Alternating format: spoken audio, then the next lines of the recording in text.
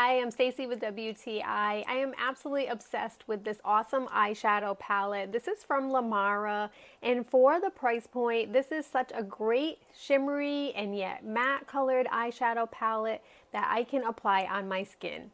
I definitely have mature and aging skin being midlife, and this eyeshadow palette is perfect. I find that a lot of eyeshadow palettes are really more sparkly and really just too young for the look that I wanted, and I love this palette.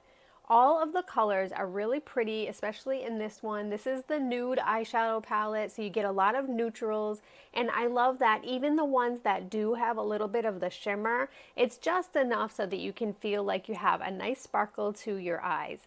The palette is easy to apply to the brush and to my eyes, and I find that it really lasts all day as well. So it's really such a great palette so that I can have the look that I want.